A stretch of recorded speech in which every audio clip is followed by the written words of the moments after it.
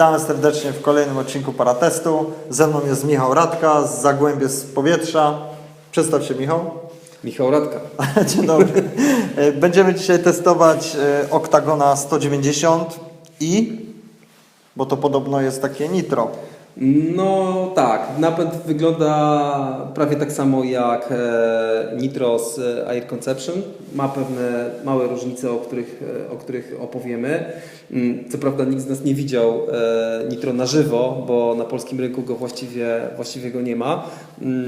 Natomiast no, jest okazja zobaczyć trochę zdjęć i filmów w internecie i widać już, że ten napęd jest prawie taki sam z pewnymi małymi różnicami. No, to zapraszamy Państwa do oglądania. Dobra, no to będziemy składać teraz Octagona. Tak wygląda kosz w postaci złożonej, super lekkie rurki i trochę bardziej ciężkie rurki. No i rozkładanie tego nie jest aż takie super przyjemne jak kosza, który jest w ćwiartkach takich całych w całości. Także może pokażemy, jak to wygląda. Trzeba sobie dobrać rurki, które są krótsze. Znajdujemy te krótsze rurki. Zakładamy tutaj na górny element. Ja Wam tak. To jest taka rurka, która jest do szarpaczki. Pozostałe rurki zakładamy tutaj.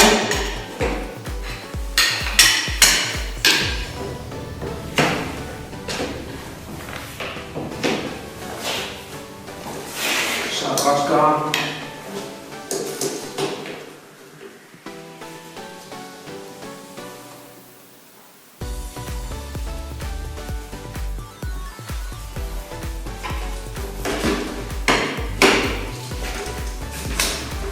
No i teraz zaczyna się takie coś jak chodzenie z siecią na ryby. Trzeba bardzo uważać, żeby się nie popieprzyło.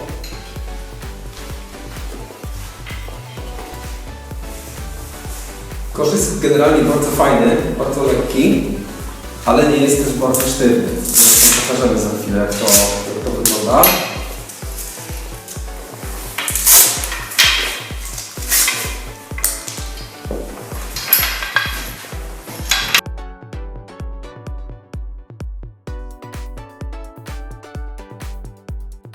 Pierwszy raz jak składałem ten kosz, to myślałem, że mi szlak trafi.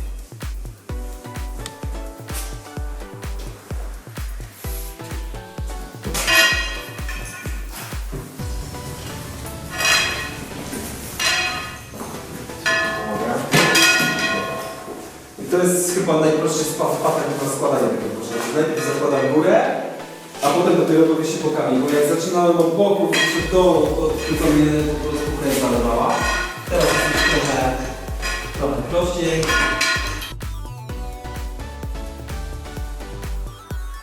Oczywiście coś za coś.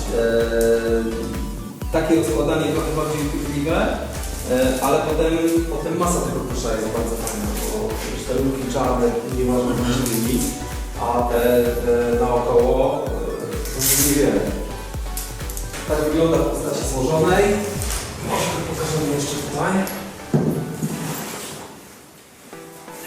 No i jak widzisz, tutaj jest śmigło 130 i problem jest też taki, że byłem przyzwyczajony do sztywnego kosza. Kiedy przy rozgrzewaniu tego napędu ja się nim poparłem tutaj. I zobacz, co się dzieje, że śmigło się trochę odkształca, jak się kręci w czasie rozgrzewania, a kosz też nie jest taki bardzo sztywny, bo on się, jak widać, ugina. No i pierwszy co? Ale panie, na kursie uczyli tu trzymać. Ja wiem, na management, to się po prostu opadłem drugą ręką jakoś, nie? Wiesz, wystarczy leciutko i od razu było takie lekkie uderzenie w te tulejki, no i mały odprysk na silnika. Dało się z tym latać, potem sobie to załatałem. No ale trzeba uważać, jakby było mniejsze śmigło, 120, 125, no to tego problemu by nie było, bo ono byłoby już trochę dalej od obręczy. Natomiast tu jest 130, no i trzeba uważać. To co, Michał, bierzemy go na pole? Oczywiście. Dobrze. No to teraz co? Będziemy go odpalać, pokażemy jak wygląda zalewanie paliwem. Czyli taki początkowy Tak, start. pierwszy start na dzień dobry, jak przyjeżdżamy na startowisko. I teraz tak, różnica między tym napędem a Nitro z Air Conception jest taka, że Nitro ma pompkę. No zaraz to pokażemy. Zainstalowaną. Ja to widziałem tylko, wiesz, gdzieś w internecie, bo takiego napędu jak Nitro w Polsce za bardzo nie zobaczysz, bo go po prostu nie ma. Więc tylko gdzieś tam na filmach albo na zdjęciach. No ale jest prościej, bo zalewasz go pompką. Natomiast tutaj trzeba się trochę pobawić. Trzeba się pobawić, wiesz, śmigłem, znaleźć sobie ten luz, gdzie jest. Naciskasz tutaj membranę i jedziesz, po prostu pompujesz go tą pompką. I trzeba poczekać, aż on po prostu zassa sobie paliwo. I to jest najlepszy sposób. Chyba jedyny. Upierdliwy. Bo lepsza byłaby pompka. Taka grucha. Taka grucha, tak. Wystarczy zwykła grucha. I w Nitro taka grucha jest. Taka malutka gruszeczka. Membranka.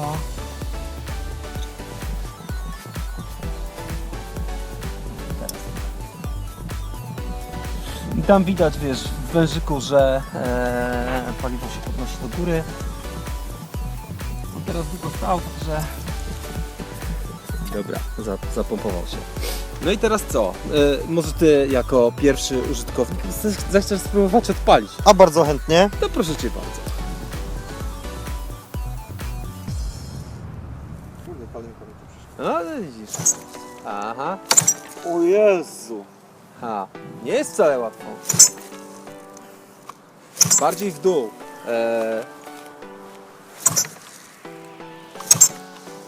Bo prawidłowa nazwa to powinna być Octagon Technofly Fit. Przy pierwszym odpaleniu jest fitness. Proszę. Brawo. Chłopie, z moim No to- witoracji to było tak. Jeszcze raz. Ojej. No właśnie, to jest problem, bo za pierwsze odpalenie jest zawsze mega trudne. Strasznie się męczę, żeby go odpalić pierwszy raz. Przy czym może to być problem z ustawieniami przy gaźniku. No ale, wiesz Ale- co? Chodzi ale- o to, że ona strasznie ciężko chodzi. Tak, ciężko chodzi. I teraz tak, śruby od gaźnika, od regulacji gaźnika są zalakowane i postanowiłem, że nie będę kombinował do pierwszego przeglądu, że latam tak na ustawieniach fabrycznych. Przy czym musiałem zmienić ustawienia jednej ze śrub. O tym trochę później może jeszcze powiemy, bo mniej więcej po 20 godzinach wylatanych on się zaczął dławić, jak gazu mu dodawałem. No to wtedy, wiesz, już obroty od razu spadały, więc jedną ze śrub musiałem przyregulować. Natomiast jeżeli chodzi o start, no to trzeba się pewnie będzie pobawić. Być może da się go ustawić tak, że jest łatwiej, bo No na ale razie ona jest w tak, ogóle że... bardzo ciężko chodzi, Tak, no bo ja, ciężko. powiedz mi, ale jest wersja z tym, z rozrusznikiem? Jak ja kupowałem ten napęd na początku sezonu, to jeszcze nie było, przynajmniej nic mi nie mówili o tym, że jest taka wersja, natomiast teraz już jest, bo widziałem. Dzwoniłem też do Technofly'a zapytać się, czy da się dołożyć rozrusznik. Nie da się dołożyć rozrusznika. Dlaczego? Wiesz co, nie widziałem jeszcze całego tego silnika z rozrusznikiem, ale na żywo go nie widziałem. Natomiast rozrusznik jest zamontowany gdzieś tutaj pod spodem i pewnie wiesz, no tutaj nie ma mocowania do tego, żeby założyć ten rozrusznik. Aha. Pewnie musi być jakiś trochę inny korpus tego silnika. No w każdym razie Technofly Cześć, mówi, spróbuję że nie da rady. jeszcze jedną próbę zrobię. No właśnie.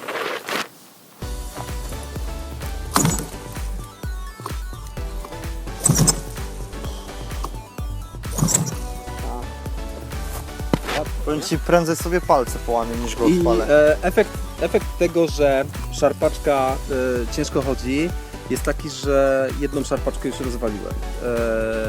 Przy czym serwis Technofly'a jest bardzo fajny, bo wystarczył jeden telefon do Technofly'a i dostałem nową szarpaczkę szybciej niż zdążyłem wysłać tą uszkodzoną. Więc no, świetnie. 2 dni później już był kurier i przywiózł mi nową szarpaczkę. Natomiast no, odpalanie jest... No ale dobra, masz problematyczne. jakiś sposób na to? No, droga przez mękę, żeby za pierwszym razem odpalić. Wiesz, ja widziałem filmiki gdzieś tam w internecie, że goście sobie tak jedną ręką. Nie wierzę. Owszem, odpalasz to jedną ręką, ale jak on już jest dobrze rozgrzany. Jak jest Okej. rozgrzany, to pyk i odpalasz, ale start jest taki, jaki jest. To czekaj chwilę, ja jeszcze spróbuję. Mniej go tak szarpać. No, strasznie ciężko, nie? Ale to palce bolą jak cholera. Kurde, dawaj.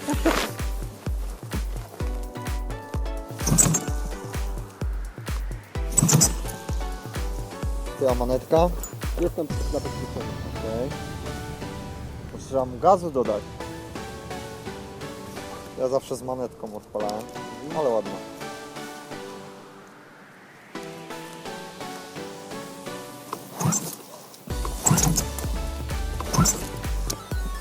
No więc to jest przyzwyczajone. Teraz wiesz, może być coś... Ale ja widzę, że jest paliwo. Tak, no teraz już jest już zasane. Masz On po spróbuj. pewnym czasie odpali, bo Musi. tego trzeba z tym... Więc ci nie dziwisz się, że się szarpaczki urywają. Nie, w ogóle. No, nie ma co Powiem dziwić. Ci, że Czy tak jak normalne? mówiłem w tym moim Flystyle, co latałem, to ja tak, po pierwsze to nawet jak stał mi miesiąc, 2, 3, to było tak, pyk, zapalał. I to nie jest mój wymysł, bo koledzy widzieli wszyscy jak go odpalałem. No tu jest jak jest. I to po prostu mogłem jednym palcem to odpalać, no. Tylko, że ja miałem sprzęgło, więc może też było łatwiej. Fakt, że on mi odpalał lepiej, troszeczkę lepiej, jak go dostałem, ale to i tak było przerąbane. Ale widzisz, że nawet jeżeli chodzi o to, czy on zaskoczy za pierwszym razem, czy nie, to jest tam inna sprawa, bo to mogą być ustawienia gaźnika, ale samo pociągnięcie za Same to jest szarpaczkę strasznie to ciężkie. nie jest łatwe. Kurde, ja nie należę do, wiesz, słabe uszy i jest to dla mnie problematyczne. Dawaj, jeszcze raz spróbuję. No i bardziej w dół.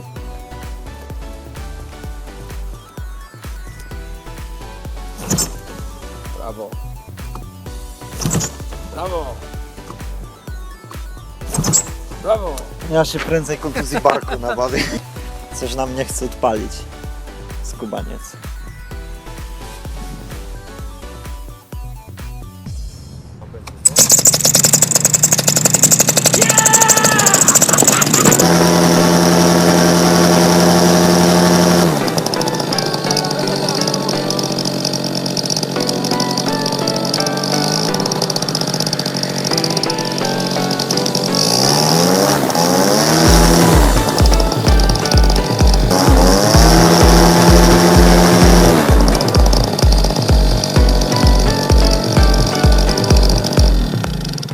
No dobra, i teraz popatrz. Po pierwszym odpaleniu, tak, właśnie. Spróbujemy go odpalić już jak jest rozgrzany. Potrzymaj.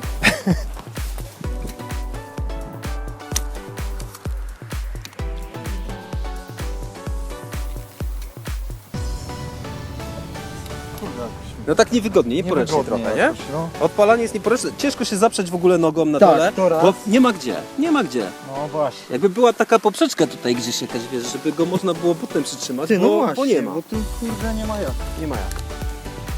No i teraz, Teraz tak nieporęcznie, musisz nie? krzyżować, bo ani tu nie ma jak złapać.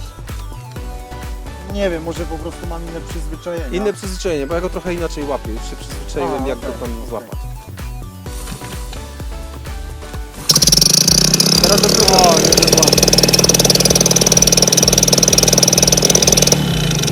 I widzisz, nawet lżej się ciągnie, No, jak jest rozgrzany. Dużo lżej. Jak jest zimny, no to jest masakra. Daj mi jeszcze, ja spróbuję. Proszę.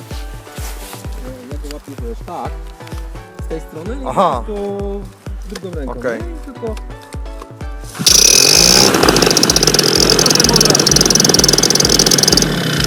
I teraz wiesz, jak sobie go założysz na plecy, weźmy go tam na plecy i spróbujemy go tak na plecy. Nie? Tylko sobie zapletaśmy, żeby mi tu nic nie wpadło. Zwiało mi fryzurę.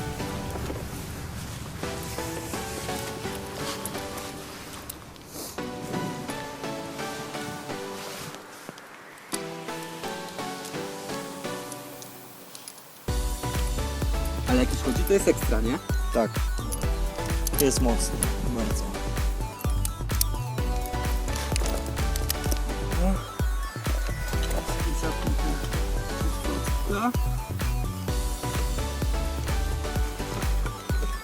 No i wiesz, jak już jest na plecach i jest podpisany, To już będzie łatwiej.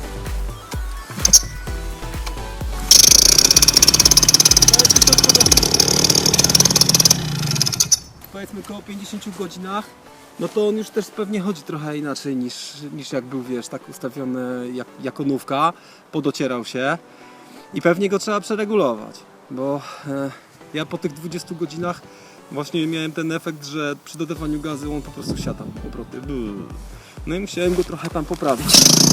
Ale jak widzisz teraz, bez problemu. No jeżeli chodzi o jakość wykonania tego napędu, no to tak jak widać, wygląda no, moim zdaniem super. Wszystko jest Świetnie. doskonale wykonane. Fajnie wszystkie elementy poprowadzone, zabezpieczone, elementy jeżeli chodzi o linki. Wszystko fajnie zabezpieczone, jakieś dodatkowe termokurczki. No sam silnik, cały ten korpus, no to wygląda po prostu super. Jest bardzo ładnie pomalowany, na taki czarny matowy kolor. No i oczywiście ten element mój ulubiony. Świecidełko karbonowe. Nowe świecidełko. Tak, do tego przejdziemy sobie jeszcze teraz tutaj na przód. Rama, którą nazywają w Technoflyu Delta. Z wyporami ruchomymi. Jest też wersja do kupienia na wyporach sztywnych. No ja się przez chwilę wahałem, czy kupić z wyporami ruchomymi, czy ze sztywnymi. Natomiast teraz jak trochę na tym polatałem, to... Pamiętam, rozmawialiśmy na ten temat. I Ale pokaż w ogóle ułożenie jego, jak on wygląda w osi. Okej. I teraz to jest tak, że jak już trochę się wlatałem w te wybory, to ja bym się już nie przeszedł na sztywne, chyba nie. Bo wiesz, na sztywnym, no to wisisz jak taki bezwładny wór kartofli i nie za bardzo czujesz, co się dzieje z tym skrzydłem w porównaniu z takim zawieszeniem, jakie jest tutaj. Tutaj nawet nie musisz patrzeć do góry, a wiesz, co się dzieje ze skrzydłem, bo wszystko jest fajnie się przechodzi. Odczuwalne. Tak, no i oprócz tego sterowanie jest fajne. Fajnie można zakręcać, przyłożyć jeszcze ciałem na zakręcie. Coś, czego na poprzednim napędzie w ogóle nawet nie próbowałem robić, bo wisiałem tak.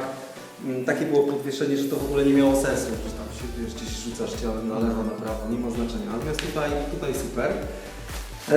Jeżeli chodzi o to, jak on wygląda z boku, no to widać, że jest odchylony. Jeszcze to będziemy mogli dokładniej zobaczyć, jak Cię powiesimy tutaj gdzieś na suficie. Będę wisieć? Tak, będziesz wisieć. Generalnie chodzi o to, że jak lecisz i masz taką pozycję w uprzęży, to ten wektor ciągu jest skierowany bardziej do tyłu niż w dół, bo gdyby on był, wiesz, prosto względem ramy, no to wtedy Ci dmucha w dół, a teraz dmucha trochę bardziej do tyłu. No i tak patrzyłem teraz na stronę Technofly'a, no to rama jest opatentowana, także mają to opatentowane. No i bardzo dobrze. No pewnie, że dobrze. Rama jest bardzo fajna. To jest w ogóle jeden chyba z najlepszych elementów w całym napędzie. Do tego jeszcze silnik jest dosyć blisko pleców zamontowany. No i teraz jeszcze parę bajerów, jeżeli chodzi o samą uprząż i o to, jak się w tym wszystkim wisi. To jest tak.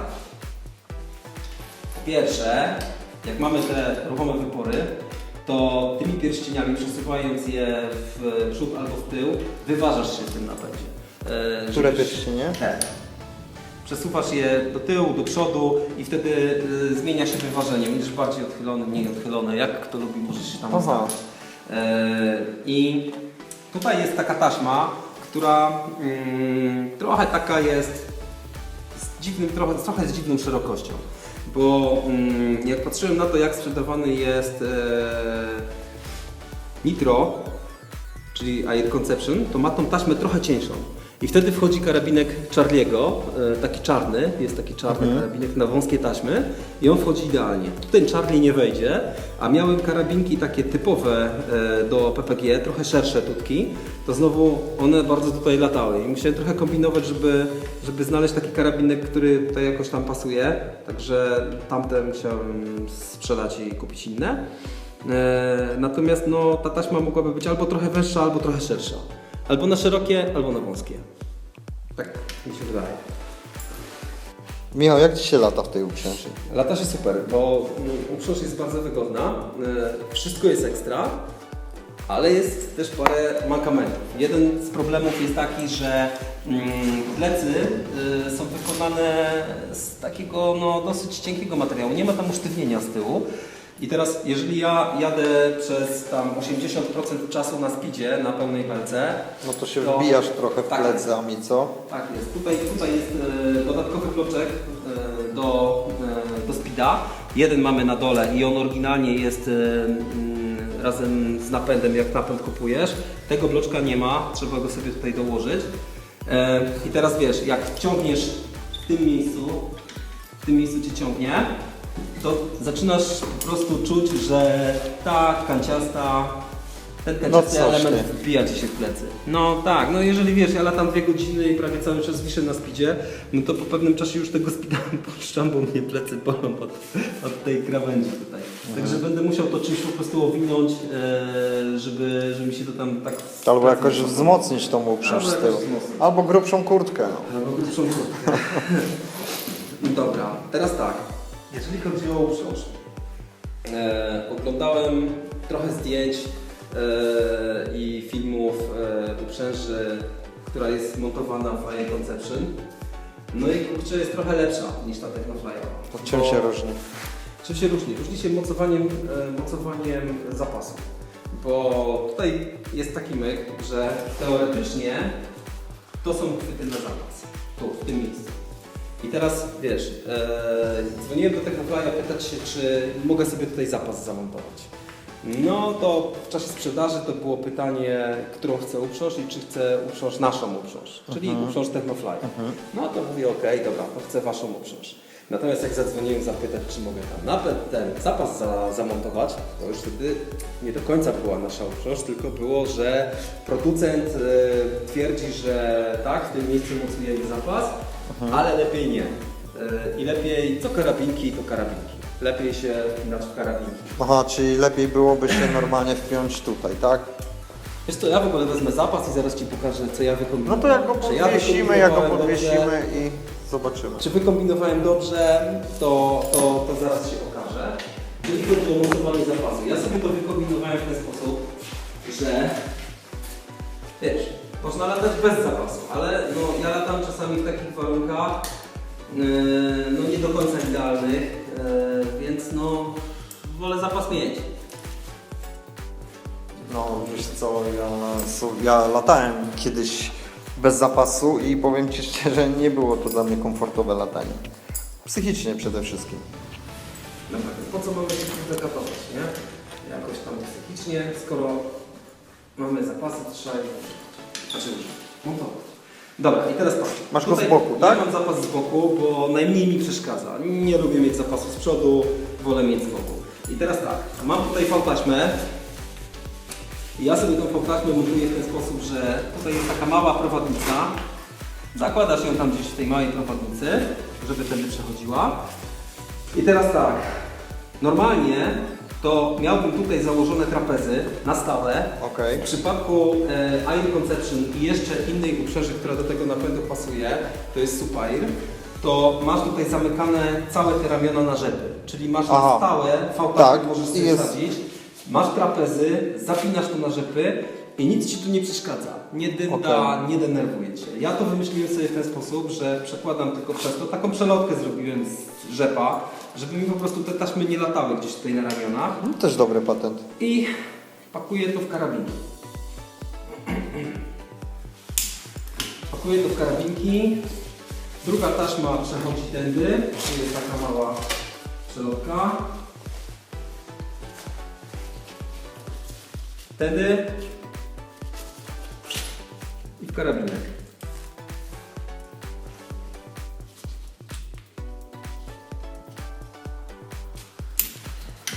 No, czyli jakieś tam turbo utrudnienie to nie jest. No tak, turbo utrudnienie to nie jest.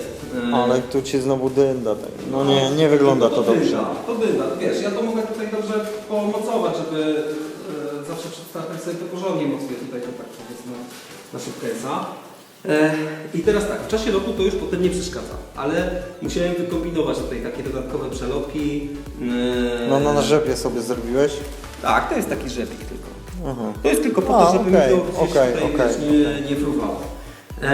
Tylko pytanie jest takie, czy jak byś musiał wrzucić zapas i wrzucić ten zapas, to wolisz być powieszony za ramiona i opadać tak i wisisz pionowo, czy wolisz być powieszony za karabinki i opadać odchylony do tyłu? A no, Jak wolisz odpadać? wiesz co, nie wiadomo jak bezpieczniej, nie? Wiesz, walnąć na plecy z takim napędem jeszcze przy tej uprzęży, którą pierwsze co to dostaniesz belką w kręgosłup. Belką ciasno w kręgosłup dostaniesz, No. a poza tym, opadając za karabinki, to będziesz leciał, będziesz tak, no będziesz do tyłu. No tak. Nie ma. Ja u siebie w uprzęży miałem, właśnie tutaj u góry miałem dodatkowe karabinki. No to tak Tu powinno gdzie masz być. szlówki. No. Tak powinno być i tutaj producent to zrobił, tylko że tam przecież nie ma atestu. Nie ma atestu. Czyli nie wiadomo czy się nie urwie czasem nie przy wiadomo. wystrzeleniu. I teraz jeszcze masz tutaj taką klamereczkę, Na piersiówkę. bardzo delikatną i ja sobie jej kiedyś nie zapiąłem, bo zapomniałem sobie jej zapiąć. To niedobrze. Niedobrze. Ale w czasie lotu nie ma żadnego problemu w ogóle. Nie zauważyłem nawet, że mam nie zapiąć Okej. tą klamerkę. Dopiero jak wylądowałem, po prostu pierwszy kontakt nogami z ziemią, ten napęd od razu mi spadł. Po prostu zleciał mi z pleców i właściwie tylko dzięki temu, że od razu się zorientowałem co się stało i dałem ręce do góry, to go złapałem. Okej. Ale wiesz, gdybym nie miał tej klamerki, to by mi zleciał. I teraz jakbyś rzucał zapas, jesteś wpięty tu, wiesz tam oczywiście ci szarpie, to ja nie mam pewności, czy ta klamereczka to wytrzyma, a jak nie wytrzyma, to ten napęd, no z tą uprzężą, to tak nie byłbym taki pewny, czy bym się utrzymał w tej uprzęży, gdyby mnie tam gdzieś mocno zamiatało, bo tak jak mówię, miałem raz taki przypadek, że miałem to niezapięte i on od razu mi zleciał. Właśnie pierwszy kontakt z ziemią mi natychmiast mi spadł. Czyli to można zaliczyć do minusu trochę. No, wiesz co, do minusów na pewno można zaliczyć to, że nie masz pewności, czy możesz zakładać tutaj zapas, czy nie, bo jeżeli weźmiesz na stronie Supaira, wejdziesz na stronę ich uprzęży, to jest informacja, że też certyfikatu nie ma, że jest w trakcie. Taka jest informacja na stronie. Natomiast jest instrukcja i w instrukcji jest dokładnie opisane, że tu zapinasz normalnie na trawę. Okej. Natomiast tutaj, no producent mówi, że może lepiej nie. Aha, okej. No to niedobrze. Mam tak. I no, wydaje mi się, że to takie chyba optymalny patent, który tutaj można zastosować. To co, wieszamy go? Tak, jeszcze jeżeli chodzi o samą uprzęż, No właśnie. no tu A jest, jak z siedziskiem w ogóle? jest wygodne. Wygodne jest? Tak, jest bardzo wygodne, no tylko ten jeden mankament, jak tam długo dopierasz speeda i nie jesteś jakoś za grubą ubrany. Jeżeli chodzi o producenta uprzęży, no to jest Skyrunner, no i uprzęż jest rosyjska. Producent- Made in Russia. Tak. To jeszcze jest taki patent na zniwelowanie efektu odśmigłowego. Ja go tak delikatnie czuję, ale bardzo delikatnie. W ogóle to nie przeszkadza. I zobacz, wypory są krzywe. Mają odchyłkę, tylko jedna ma większą, druga mniejszą. O, faktycznie. I nie masz żadnych taśm krzyżowych, żadnych takich patentów do tego, żeby nie było efektu odśmigłowego. Wystarczy, że masz tutaj te wypory tak odkrzywione. To ja myślałem, że ci się po prostu wygięły. Przewrócił mi się i się wygięły. No i co? No podwiesimy Dobra. Cię i zobaczysz sam, czy Ci w ogóle to przeszkadza, że one są skrzywione. W ogóle się tego nie czuję. Dobra, dawaj, No wieszamy. to próbujemy. No dobra, i jak wrażenie? Jak wrażenia? Muszę Ci powiedzieć, że nie wiem czemu, może siedzę jakby tak głęboko, że denerwują mnie wypory. Też tak miałem przy pierwszym starcie. No założę steróweczki tutaj, to są, no ale już jak masz sterówki na takiej wysokości, no wiadomo, że przy zakręcie one są ruchome, tak? Jednak. Mimo wszystko Troszeczkę krzywo wisisz. Na przykład tutaj też czujesz tą wyporę? Tak. No to ja też tak miałem przy pierwszym starcie, że czułem te wypory i tak mówię, kurde, dziwnie, tak? Wiesz co? Ale potem już w ogóle kompletnie o tym nie myślę. Patrz, tu jest No nie, taka, no tu jest, dobra, tu jest założę, taka że- jeszcze taki patent, że jak to jest jeszcze tak, może możesz sobie przedłużyć, tutaj przyregulować, wiesz, Okej. jeżeli chcesz, żeby Ci to bardziej popierało nogi. No, wkurza mnie na pewno to. No, niestety. I właśnie widzisz, to powinno, tego zapasu. no tak, teraz to się wypięło tam z tej prowadnicy, bo tak zapyliśmy trochę wypiato. No ale nawet jak, patrzę o ile mi to ogranicza pole widzenia. Zobacz sobie. no to jest bez sensu, bo to Nie powinno widzę być... dobre, tak, tego odcinka, znaczy widzę, tylko drażnie, tak ja, wiesz, jak, no, jakbym to miał tak, to zdecydowanie A lepiej. wiesz, bez tych prowadnic, które ja tutaj dołożyłem, no to już w ogóle mi to już latało, nie? Więc to w ogóle denerwowało. No tak jak się powinno w ten być sposób. tutaj Tak. i zamykane normalnie na rzepy, tak jak w tych uprzężach od innych producentów. Teraz Dobrze, ładnie pracuje. No, To wiadomo, że To jest mamy sztywno u góry, tak. na skrzydle jest trochę inaczej. Trzeba Ale- było powiedzieć, ja mam ten swój uchwyt, który jest, wiesz, ruchomy, mam sterówki, taśmy normalne, wiesz. Speeda można przyczepić i taśmy, wiesz, popadają. Ale... Wiesz, Nie no, wiesz Ja- co, jest wygodnie się siedzi, trochę faktycznie odczuwam, że ta jest trochę niżej, mamy to trochę źle wyregulowane, ale ogólnie jest wygodnie, tylko już czuję plecy. Ale Z tyłu. czujesz tą belkę z Tak, tyłu? tą belkę z to tyłu. teraz wyobraź sobie jeszcze, co się dzieje w momencie, kiedy Odpalam ciągniesz, speeda, no. ciągniesz mocno speeda, nie? I ciągniesz tak. No. Czujesz ją na plecach? Nie no, teraz mi ciągniesz uprząż, No to więc może nie uprząż. odpychasz. No ale to... Nie no, to wystarczy, że ja się oprę tu, nie? No, tu się opieram, czuję, to jakby cieniutka bardzo dobrze. Tak, powinna mieć trochę grubsze plecy. Jak oglądałem tego Suppliera, to wygląda na to, że tam jest jakaś grubsza pianka z tyłu, jakieś Aha. usztywnienie takie trochę poważniejsze. Ale fajnie. No musimy też powiedzieć, że no mocny jest jak cholera ten napęd, bo Tak. jak go testowałem na dworze, to testowałem. Nie testowałem, próbowałem, to kurczę naprawdę wyrywa strasznie. No ja latam na doważonym nukleonie WRC, takim, no tak na granicy przeważenia albo lekko przeważony jestem. I nie mam problemów z tym, żeby na maksa odpuszczać trymery, belka do końca i gaz do dechy i idę do góry. No i widzisz, przez to, że ten napęd jest odchylony, to nie dmucha Ci w dół, bo gdyby był prosto względem całej tutaj ramy, no to trochę bardziej by w dół dmuchał, tak? To trochę bardziej do tyłu. Więc taki bardziej optymalny wektor ciągu. No i teraz jeszcze jedna fajna rzecz. Spróbuj sobie, jak otworzysz kieszeń, żeby coś pogrzebać, to jest tak i wylatuje Ci elegancko wszystko z tej kieszeni, jak w czasie lotu otworzysz. Aha, Nie ma tak, że wiesz, że masz tutaj zabudowane po bokach i tu tylko otwieranie. No nie możesz po prostu do końca otwierać i tyle. No, trzeba uważać. Też coś tam zgubiłem na samym początku. O kurde, ale jeszcze patrz to, bo ona jest otwierana z tej strony. Jak lecisz, to ci automatycznie, wiesz, wypełniają i otwiera. I wszystko prawda. Wisi się wygodnie, jest mocny, uwielbiam ten napęd, ale uprząż by się przydała trochę lepsza. No wiadomo, nigdy nie zadowolisz wszystkich, ale no są jednak elementy, które mogłyby być lepiej rozwiązane. Teraz jestem ciekawy jeszcze, jak będzie wyglądała jego regulacja, bo chcę do przeglądu podskoczyć do Technoplaya z tym napędem. No i zobaczymy, jak będzie zapalanie. Jak będzie zapalanie. Już go dodałeś. Tak. No, 50 godzin ma wylane. Jeżeli chodzi o śmigło, to tutaj jest Rusman 130 i myślę, że ten napęd byłby fajniejszy, gdyby się szybciej wkręcał na obroty, jak dajesz w gaz. I pewnie jak jest trochę mniejsze śmigło, to jest trochę inna dynamika tego napędu. I tak się zastanawiam właśnie, jak to działa na mniejszym śmigle i to jest coś, co będę chciał kiedyś spróbować, na pewno. Na innym śmigle. Tak, inne śmigło, mniejsze i Air Conception jest też na E-Propsie. I takiego E-Propsa, jakbym gdzieś kiedyś dorwał, to też będę chciał spróbować, jak to działa. Bo na razie tutaj no to mam wrażenie, że jest w stanie ten napęd wkręcać się szybciej, jeżeli będzie miał trochę inne śmigło. Manetki nie pokazaliśmy, Michał.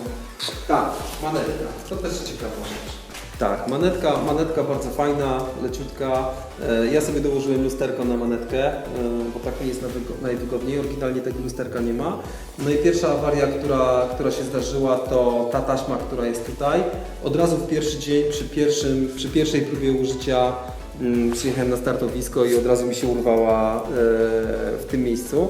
Ale podejrzewam, że to był jakiś błąd w czasie montażu, że ta taśma była po prostu nacięta, bo była jak przecięta żyletką. No po prostu szczeliło i teraz to jest wszystko poszyte. No ale żeby latać, to przykleiłem sobie linkę taśmę klejącą do ręki, żeby mi się po prostu nie zgubiła manetka, gdzieś tam w śmigło nie poszła. No i latałem z tym. No a potem to wszystko sobie już tam poszyłem. Ale ładna, leciutka. Wygląda super. Tak, leciutka, malutka. Pokaż ją tak tu bardziej do obiektywu. Bardzo ładna. To może powiemy, że jak go odtankowaliśmy, zbiornik jest pusty. Zbiornik pusty, zapas zdjęty. No i będziemy robić próbę. Jak? 22 kg? Tak, 22 kg. Widziałem napędy zbudowane na silnikach Technofly'a. Akurat to były rotory. Przy czym zobacz sobie, jak wyglądają warunki gwarancji i serwis. To jest tak, że jeżeli kupisz kompletny napęd parokrotniowy w firmie Technofly, to masz 24 miesiące. Natomiast jeżeli kupisz sam silnik luzem, to masz 6 miesięcy gwarancji. Czyli jeżeli masz zbudowany napęd na silniku Technofly'a, ale nie przez Technofly'a, to masz tylko 6 miesięcy gwarancji. Natomiast jeżeli kupisz Technofly, masz 24. No zawsze do mnie go konfigurują i wiesz, i ustawiają. Tak. Teraz zobaczymy tutaj jego instrukcję. Zobacz, jaka ładna jest. Jest tylko podana masa silnika. Waga napędu gotowego do lotu bez paliwa. 19,5 kg. 19,5. Tam jeszcze 22. Ważymy śmigło. Śmigło Rusłana, tak? 130. Rozkład 130. Ile same śmigło waży? Pokaż. Trochę ponad kilogram. Na stronie Gdzie jest ta Etoxa, skala? A, tu. tutaj u góry, trochę ponad kilogram. No to co, Michał? Testowaliśmy już trochę tego oktagona. To może zrobimy takie podsumowanie, nie? Co w nim dobre, co w nim złe. Bo ogólnie rzecz biorąc jesteś z niego bardzo zadowolony. Bardzo jestem zadowolony i jakbym miał teraz kupować napęd, to też myślę, że pewnie bym wybrał też oktagona. Chyba że inny, żeby sobie spróbować, jak jest na innych. Ale generalnie jestem bardzo zadowolony z tego oktagona. Silnik jest fajny, moc jest wystarczająca. Latam na Nukleonie WRC z taką maksymalną wagą, maksymalnie doważony. Zatankowany do pełna. Nawet Wagowo. Wiesz co, nawet bez zatankowania, bo ja masę startową robiłem sobie bez paliwa. No wiadomo. To jak mam cały sprzęt, który mam na sobie, napęd, skrzydło, napęd bez paliwa, to jestem tak w totalnej górze, czyli w granicy przeważenia. I latam z tym napędem, trymery odpuszczone, speed wciśnięty na maksa i nie ma problemu, idę do góry. Nie jest to co prawda taka petarda, jak tam wiesz, widziałem na filmach Lojaka, że on leci na jakimś małym snake'u, widać, że kopyta ma do przodu, więc ma speeda wciśniętego, a jedzie do góry, jakby go ktoś w kosmos wystrzelił. No to jednak to nie ta moc, to nie jest aż tak. Ale wiesz, wznoszenie Nie, no jest mocny. Wznoszenie jest. To czuć. Rama jest super. Rama jest po prostu rewelacyjna. Zawieszenie na ruchomych wyporach, to ja już się nie przesiądę na sztywne wypory i na górne zawieszenie. Nie ma szans. To ja już po prostu chcę latać tylko na czymś takim. Więc to też jest ekstra.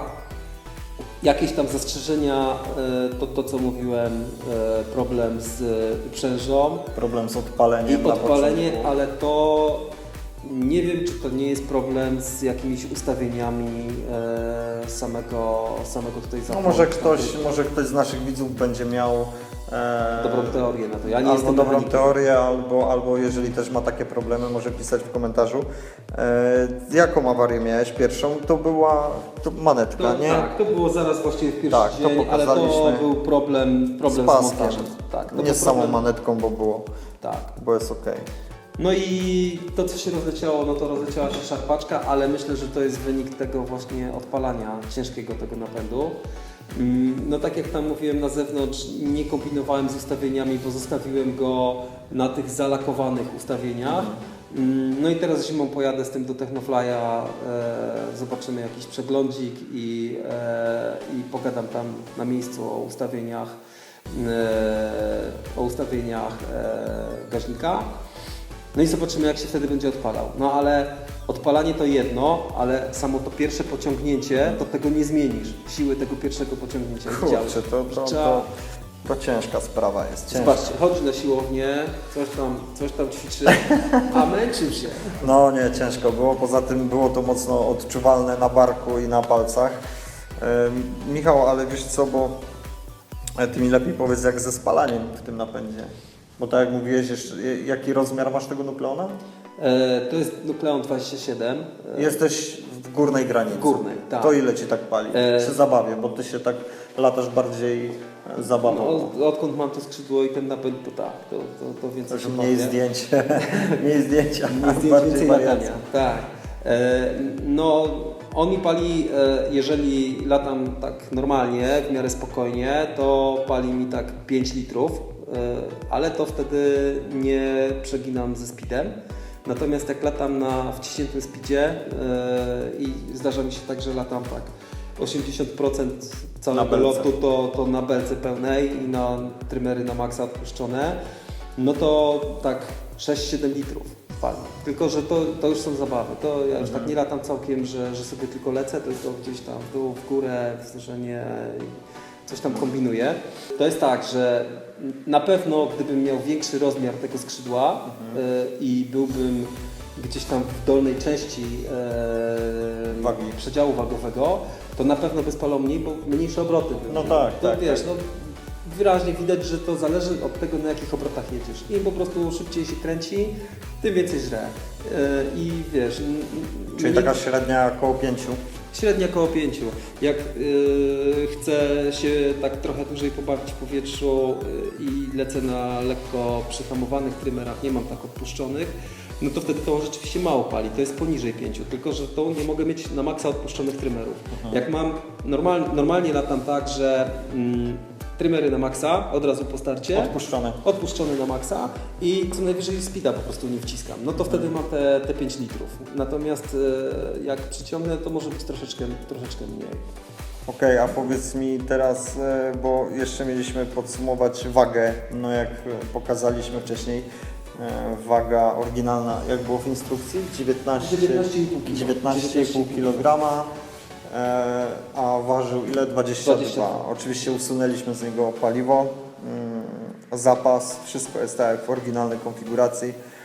Skrzydło Rusłana ważyliśmy je, śmigło Rusłana waży powyżej tam kilograma, kilo 100, jakoś kilogram 100. Nie mamy elektronicznej wagi, tylko taką ręczną, więc ważyliśmy. No i co? Ogólnie, kurczę, napęd świetny, mi osobiście się bardzo podoba. No poza tymi paroma takimi niedociągnięciami, no ale no nie da się wszystkich zadowolić. Wiesz co, ale gdyby ta uprząż, no tego Supaiera nie widziałem na żywo, widziałem ją tylko na zdjęciach, ale... Ale wiesz co, przy takiej cenie, bo on nie jest drogi jak na napędy, ten oktagon, ale jakby tak dołożyć 500 zł, bo przypuszczam, że taka może być różnica między jedną uprzężą a drugą, a jednak mieć trochę bardziej przemyślaną tą uprząż. No, chociażby ja gdybym go teraz kupował, to kupiłbym inną uprząż, kupiłbym tego Supaiera, bo wydaje mi się, że jest lepszy. Z tego, tak jak mówię, nie widziałem go na żywo, tylko zdjęcia i czytałem instrukcję tego Supaiera i wydaje mi się, że jest lepszy. To jest pierwsza rzecz. Druga rzecz, kupiłbym chyba śmigło mniejsze niż 130, żeby on się szybciej wkręcał, żeby większa dynamika była tego napędu. No i to, co bym chciał, to polatać na innych śmigłach z tym napędem i zobaczyć, jak to będzie wyglądało. No, zawsze można załatwić jakieś śmigło. Chętnie wrócimy do testu. Spoko. Możemy, jak ktoś będzie chętny nam podesłać jakieś śmigło do tego napędu, to chętnie pobawimy się i porównamy, jak się zachowują. Może już będziemy mieli dostęp do do hamowni, tak, bo jesteśmy na etapie, że tak powiem, kombinowania z hamownią. Jak nam się uda z hamownią, to wtedy możemy przetestować na dwóch różnych śmigłach, czy tam nawet na 3. Zobaczymy, co będzie dostępne. No, tak więc Michał, dzięki Ci bardzo za parateścik, za wspólny parateścik. Oby takich paratestów było jak najwięcej z napędami, bo ostatnio to robimy praktycznie same swobodne rzeczy. No i dziękujemy Państwu. Dzięki bardzo. Zapraszamy do subskrybowania, do komentowania i w ogóle do aktywnego działania i przede wszystkim latania. Na razie, trzymajcie się, Hej. cześć.